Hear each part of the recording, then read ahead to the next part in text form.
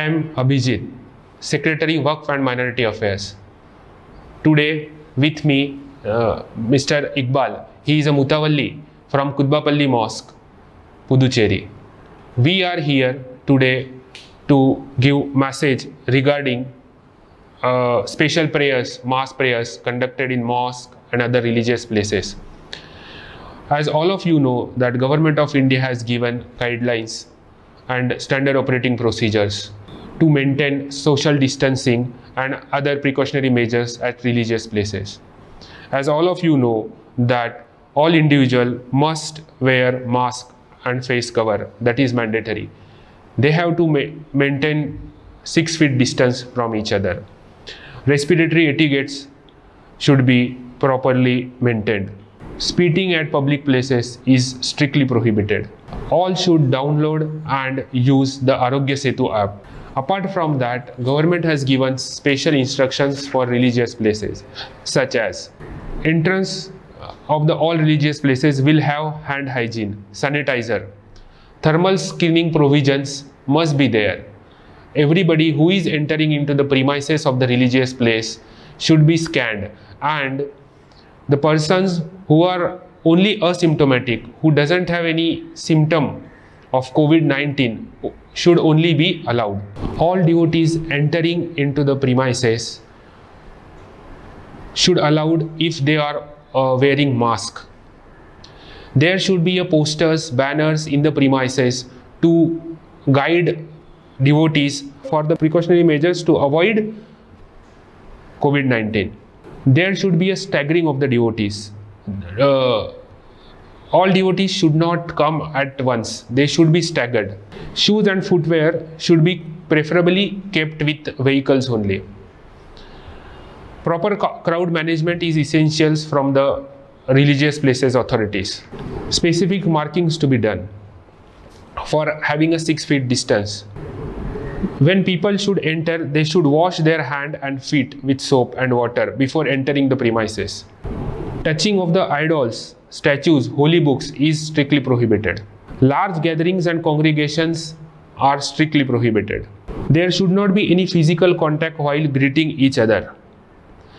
No physical offering of prasad distribution or sprinkling of holy water, etc. will be allowed inside the premises. Effective sanitation measures have to be complied with by all, mosques, churches, other religious institutions also.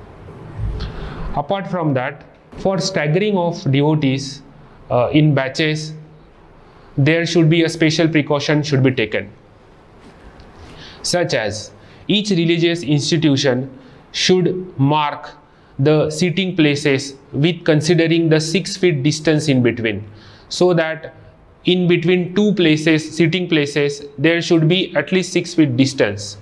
And accordingly, those number of devotees which can sit at one time in any prayer hall must be displayed properly at the entrance of the premises.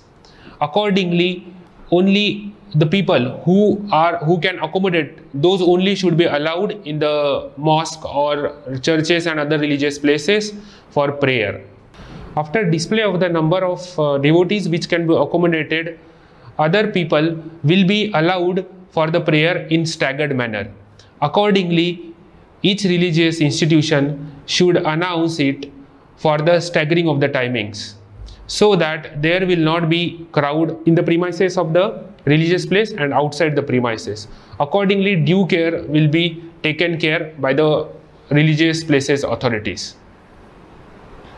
Number of staggering will be decided by the religious places authorities, so that only persons having number of persons having 6 feet distance will be accommodated at one time.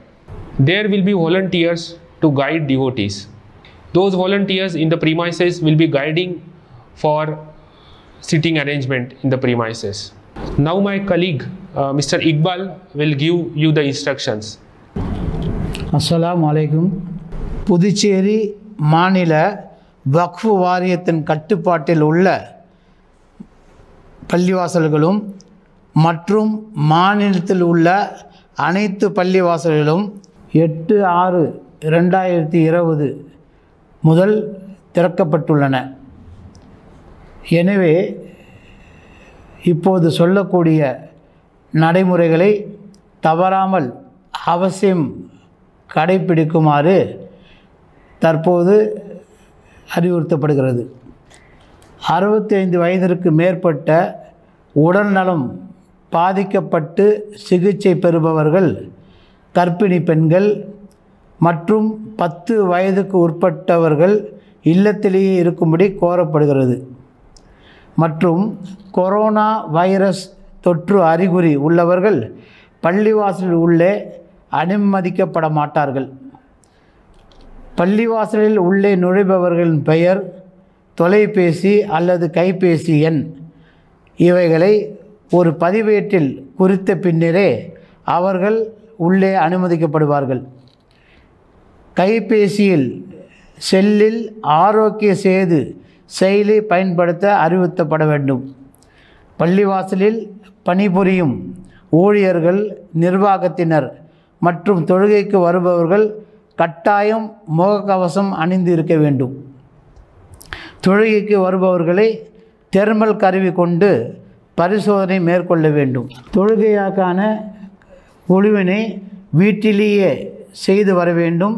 மேலும் தொழுகைக்கு வருபவர்கள் கையில் கிருமி நாசினி sanitiser சுத்தம் செய்த பின்னரே உள்ள அனுமதிக்க வேண்டும்.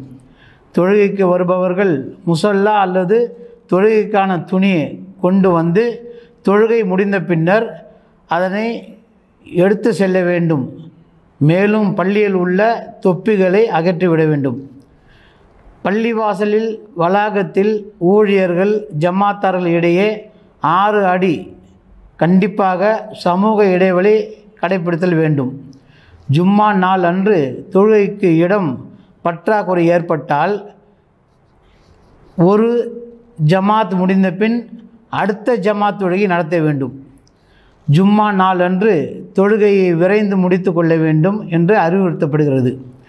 ஒரே சமயத்தில் ஜமாத் தொழுகை எத்தனை நபர்கள் தொழுவதற்கு இடவசதி உள்ளது என்பதை தகவல் பலகையில் கண்டிப்பாக குறிப்பிடப்பட வேண்டும். ஒவ்வொரு நாளும் இஷா தொழுகை முடிந்த பின் உடன் பள்ளி நிர்வாகத்தினர் கிருமி நாசினி கொண்டு பள்ளி வாசல்களை அவ்வப்போது சுத்தம் செய்தல் வேண்டும். ஜமாத்தார்கள் சுன்னத் நஃபில் தொழுகைகளை கண்டிப்பாக வீட்டிலேயே தொழுது கொள்ள வேண்டும். ஃபர்ல் தொழுகை முடிந்த பின் பள்ளிவாசலில் யாரும் அமராமல் பார்த்து கொள்ள வேண்டும். பள்ளிவாசலில் தனி நபரோ அல்லது குழுவாகவோ தங்குவதற்கு இன்னும் பிற காரணங்களுக்காக அனுமதி கிடையாது. அரசு நிர்ணயித்துள்ள ஊரடங்கு நேர செயல்பாட்டை கடைபிடித்து பள்ளிவாசலின் தொழுகையின் நேரத்தை முடித்து கொள்ளவும். பள்ளிவாசல் நுழையும் போதும் வெளியே செல்லும் போதும் ஜமாத்தார்கள் சமூக இடைவெளி கடைபிடிக்க வலியுறுத்த வேண்டும். பள்ளிவாசலுக்கு வரும் ஜமாத்தார்கள் தங்கள் வாகனங்களை சமூக இடைவெளி கடைபிடித்து நிறுத்த அறிவுறுத்த வேண்டும். இதற்கும் தேவைப்படின் காவல்துறையின் உதவி நாட வேண்டும். நுழைவு வாயில் மற்றும் வெளியே செல்லும் தனி வழிகளை பயன்படுத்த வேண்டும். பள்ளிவாசல் நிர்வாகத்திற்கு தேவைப்பட்டால் தன்னார்வலர்களை நியமித்து கொண்டு மேலே குறிப்பிட்ட சில வேலைகள் செயல்களுக்கு பயன்படுத்தி கொள்ள அறிவுறுத்தப்படுகிறது. தன்னார்வலர்கள் நியமிக்கும் பட்சத்தில் அவர்களின் பெயர், தகப்பனார் பெயர், முகவரி, தொலைபேசி அல்லது கைபேசி எண் மற்றும் கையெழுத்து ஆகியவற்றை நிர்வாகத்தில் பதிவு செய்து வைக்க அறிவுறுத்தப்படுகிறது. பள்ளிவாசலில் நிர்வாகத்தின் அருகில் உள்ள அரசு சுகாதார நிலையம், கொரோனா பரிசோதனை மையம் மற்றும் அரசு அவசர உதவி எண்கள் 104 மற்றும் 1070 மற்றும் 1031 போன்றவற்றை பள்ளிவாசல் அறிவிப்பு பலகையில் எழுத வேண்டும். அனைவர்களும் தங்களுடைய காலணிகளை தாங்கள் வரும் வாகனத்திலே வைத்து வர வேண்டும் அல்லது ஒன்றாக சேர்ந்து வைக்காமல் தனித்தனியாக தூரமாக வைத்து கொள்ள வேண்டும். அடுத்து பள்ளிவாசலில் தொழுகை ஆரம்பித்து விட்டால் அடித்து முடித்து உள்ளே வராமல் பொதுவாக காத்திருந்து வீட்டுக்கு சென்று பிறகு அடுத்த ஒரு அரை மணி நேரம் கழித்து செய்யக்கூடிய மறுத்தொழுகைக்கு வந்து தாராளமாக கலந்து கொள்ளலாம். எவரேனும் விதிமீறல் ஈடுபட்டால் பேரிடர் மேலாண்மை சட்டம் 2005 மற்றும் இந்திய தண்டனை சட்டம் இவைகளின் கீழ் உரிய நடவடிக்கை எடுக்கப்படும். இப்பொழுது கூறிய நிபந்தனைகள் வழிமுறைகள் மறு உத்தரவு வரும் வரை நடைமுறையில் இருக்கும். மேலும் அனைவரும் நடுவண் மற்றும் மாநில அரசுகளின் வழிகாட்டுதல்களை கடைபிடித்து இறைவனை வழிபடுமாறு அன்புடன் கேட்டுக்கொள்கிறோம். Finally, we urge all devotees to follow the guidelines given by the government and to cooperate with the religious institutions authority to take a precautionary measures and avoid the spread of COVID-19. Thank you.